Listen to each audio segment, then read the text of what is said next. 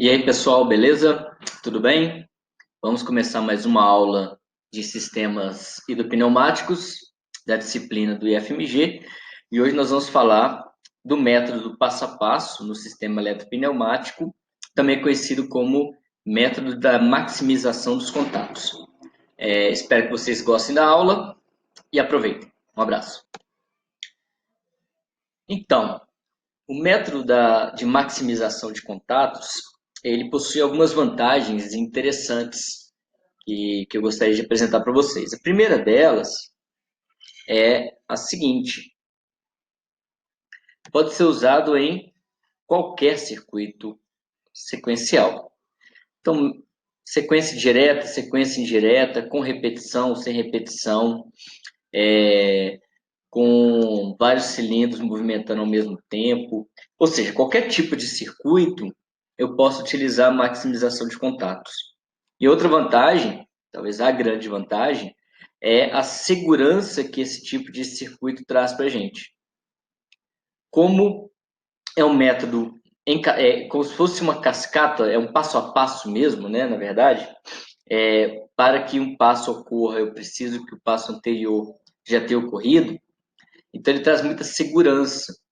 Então, mesmo que um sensor seja acionado por engano, um fim de curso, a sequência não vai acontecer.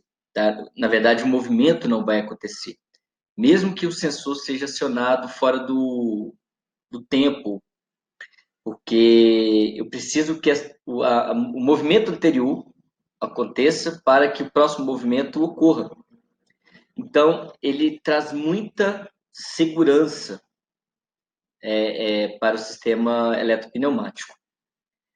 A primeira etapa que a gente tem que fazer, igual no método passo a passo, é dividir a sequência que nós temos, sequência de movimentos, em setores.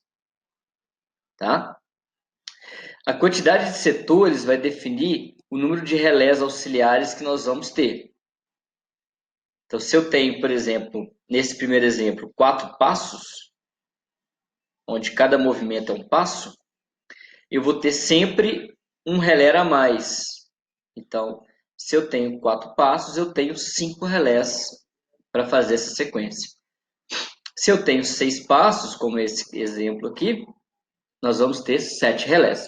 Então, é importante que você saiba que sempre tem um relé a mais que a quantidade de passos do movimento. Para eu explicar o método passo a passo, eu vou utilizar esse mapa conceitual que eu desenvolvi, que é interessante, que a gente tem uma visão global de como funciona e depois eu mostro cada etapa para vocês.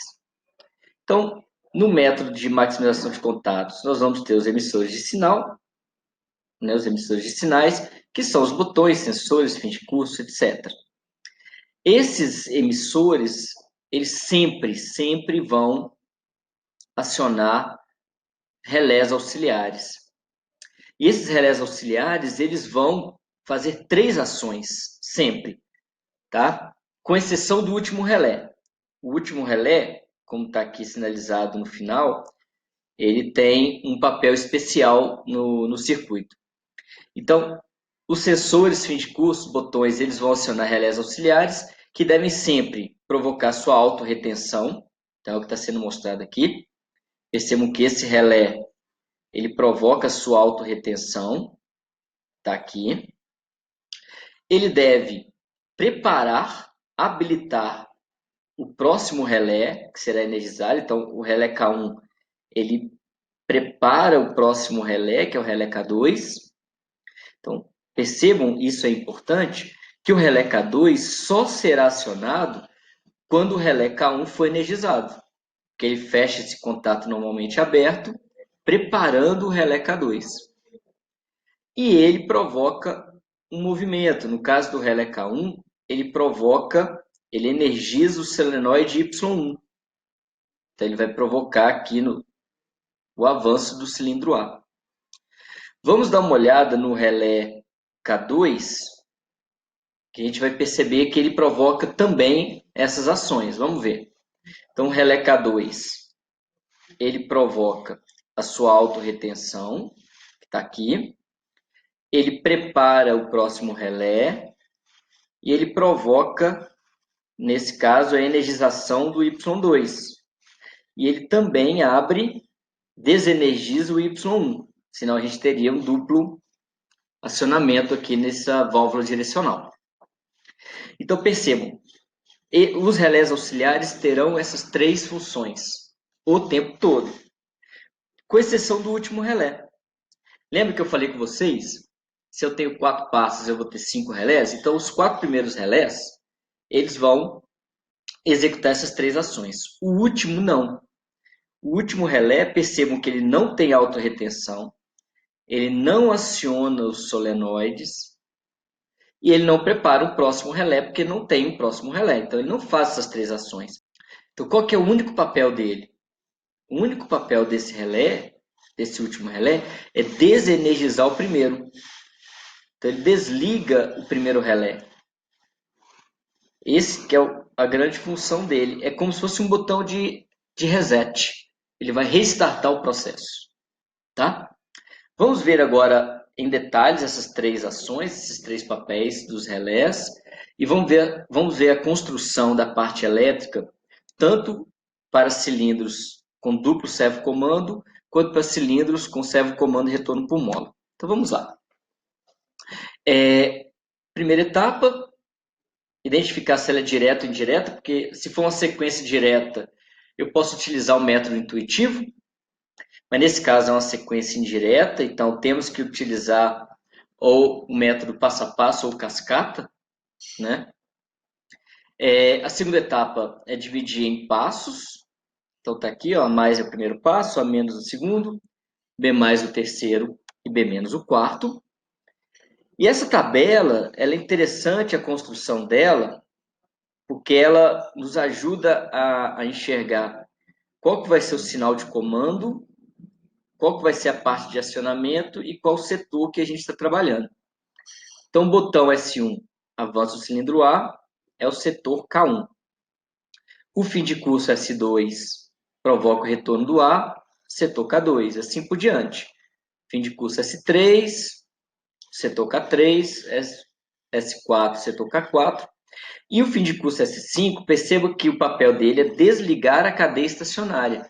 Então, ele desarma esse sistema e é um setor K5, que é o relé a mais que eu tinha comentado com vocês. Então, vamos observar o relé K1. Isso aqui é uma parte daquele circuito, só para a gente enxergar em mais detalhes. Ó. Pressionou o botão S1, vai energizar K1, ele vai provocar sua autorretenção, ele vai preparar o próximo movimento, ele vai energizar Y1. Então, ele vai provocar o A mais. Percebam agora o que acontece quando chega no fim de curso S2. Ele energiza K2, ocorre a autorretenção, ele prepararia o próximo movimento, não está representado aqui, mas eu queria mostrar para vocês que ao acionar o solenoide Y2, ele vai provocar um duplo acionamento. Então, na próxima tela, eu vou mostrar para vocês como resolver esse problema. Então, vamos lá. K1, repetindo, né, para vocês se lembrarem bem que são esses três papéis.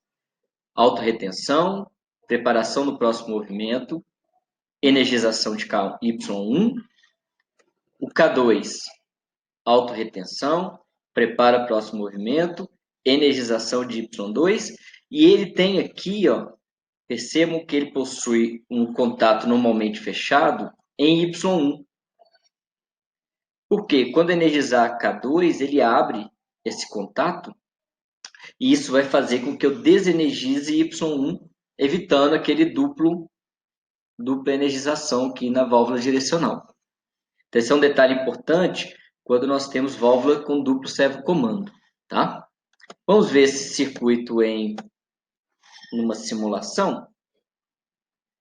Então, vamos perceber que ao pressionar o botão S1, energiza o K1, S2, né, energiza K2, fim de curso S3 energiza K3, S4 energiza K4 e S5 desarma o sistema. Vamos ver em detalhes, eu vou pausando esse vídeo, olha. K1 com autorretenção, preparou o próximo movimento e ele energizou Y1, por isso que está ocorrendo a mais. Percebam que, mesmo que o S4 seja pressionado, né, seja sem querer ou intencionalmente, de alguma forma ele for pressionado, não vai energizar K4. Por quê? Esses contatos normalmente abertos, K1, K2, K3 e K4, eles obrigam que a sequência ocorra nessa forma. Então, tem uma segurança muito grande esse tipo de circuito. Tá? Vocês vão perceber que quando energizar S2, vai abrir esse contato e fechar esse. Vamos ver. Então, percebam, preparou o próximo, autorretenção, abriu esse contato, então desenergizou Y1 e energizou Y2. Vamos continuar? Quando fechar S3, ele energiza agora Y3, prepara o próximo movimento e autorretenção. O K4 provoca o retorno. E aí eu quero que vocês observem, quando fechar o contato K5, como que ele abre esse contato, desenergizando K1, que vai abrir esse contato, desenergizando K2, que vai abrir. Então ele vai desabilitando todos os relés em sequência. Então ele resetou, ele deixou o circuito pronto para um próximo movimento. Então isso é um circuito com duplo servo comando. Vamos dar uma olhada como é que vai funcionar quando eu tenho servo comando com retorno por mola. Percebam que a parte de acionamento ela não muda. Então, eu tenho K1, K2, K3, K4 aqui normalmente abertos, preparando o próximo relé. Eu tenho autorretenção, né? Eu tenho os sinais S1 e os fins de curso. O que muda é na parte de energização do solenoide. Por isso que eu gosto de fazer ela separada. Eu faço do lado esquerdo a parte de sinais e do lado direito a parte de energização. Eu acho que fica melhor para a gente enxergar. Percebam, quando o K1 fechar, energiza Y1. Ele avança. Quando o K2 for energizado, ele abre, desenergiza Y1, a mola volta para essa posição, o ar retorna. Então, K1 energiza, K2 desenergiza.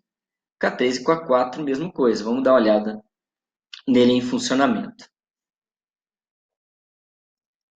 Avançou, então abriu, aqui fechou, avançou, abriu, recuou. K5, desenergizou, deixou tudo pronto. Pessoal, eu vou mostrar na próxima aula para vocês a construção desse circuito, desse exemplo no FluidSim, todas as etapas, discutir um pouco mais em detalhes a construção, para que vocês não tenham nenhuma dúvida. Espero que vocês tenham gostado do vídeo. Se gostaram, curtam, deixem os seus comentários, sugestões, opiniões. Isso é um incentivo para a gente, ajuda bastante. E acompanhem as próximas aulas que eu vou apresentar para vocês 2 casos especiais e construir alguns circuitos no FluidSim também. Tá bom? Então, espero vocês na próxima aula. Um abraço, até mais.